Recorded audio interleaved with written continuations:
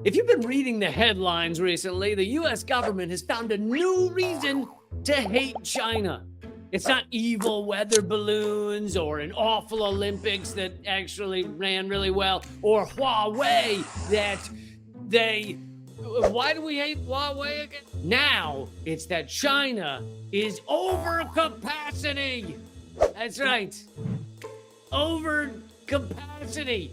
China is producing too much stuff that people really kind of want to buy. You scoundrels! The Wall Street Journal had a blaring headline recently saying China's overcapacity is already backfiring. But if you look at the second sentence of the article, it says China's first quarter growth beat most estimates, rising 5.3% on the year. So by backfiring, they meant doing better than expected? It's kind of like how Avengers Endgame backfired. And by backfired, I mean sold all of the movie tickets ever and made $1 gazillion, and most people liked it. Let's be clear. When US officials say that China has an overcapacity problem, they aren't referring to all of the things China produces. If you live in the US like me, then you know everything is made in China. Toys, boots, shower curtains, toothbrushes, that silly Halloween costume that you put on your cat that she totally hates but you find hilarious, all made in China. Now, US officials are only concerned about a very specific group of things. As Reuters reported, in her visit to China, Treasury Secretary Janet Yellen chastised China over excess industrial capacity in electric vehicles, EVs, solar panels, and batteries. What do those three things have in common?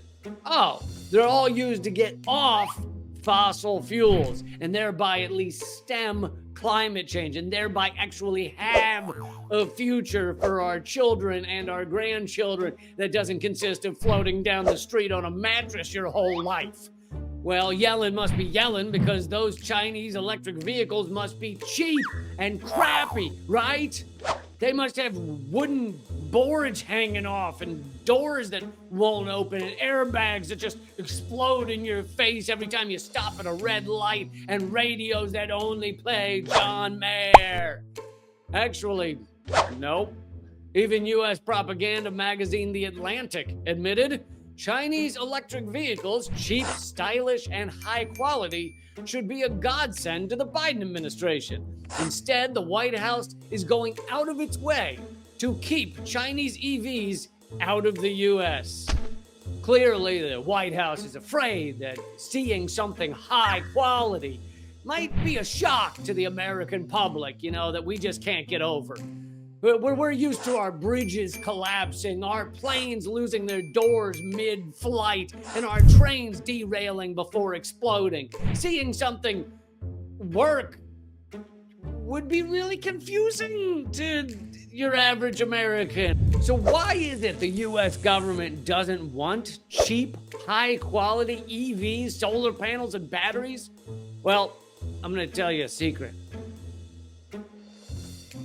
The U.S. economy and the U.S. dollar are entirely based on fossil fuel sales. You see, it's called the petrodollar. It's kind of a big secret. And it means the U.S. needs as much fossil fuels to be bought and sold around the globe in U.S. currency as possible, all of the time. That's how our currency has power and is relatively stable. If fossil fuels stop being gobbled up due to high-quality EVs and efficient solar panels and high-tech batteries, then the U.S. dollar goes like a balloon when you untie it. That was a technical economics term. This means the U.S. finds anything that is causing oil dollar sales to decrease to be dangerous to the U.S. global rule.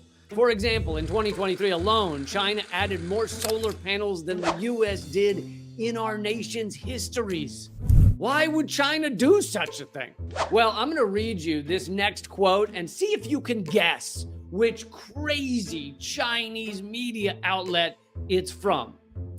China's leaders have their own calculations, which prioritize stability decades from now over shareholder returns today.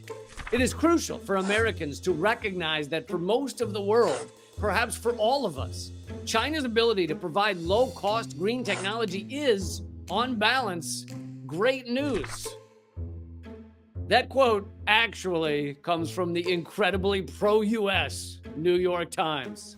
Even they, at times, acknowledge that getting off fossil fuels is great for the world, and China's green technologies are not something to be feared, but instead celebrated harder than your aunt on New Year's after she had 5 drinks. No, Aunt Eunice, I don't think you should dance on the table with a hamster on your head. Sorry, flashback. To get back to the overcapacity issue, it's also a beautiful way for the US and Europe to blame their economic woes on China. Be honest, Europe is not suffering right now because China made too many cheap, highly efficient, planet-saving cars and solar panels. No, Europe is in trouble because of the US-backed proxy war in Ukraine that destroyed their energy market and blew up their most important pipeline. What are you going to come after next, America? Europe's beer supply? Is there nothing sacred? Have you no shame? At the heart of it, the US is overcapacity on propaganda and lies. I wonder if we can ship some of that to another country. Maybe we could build a pipeline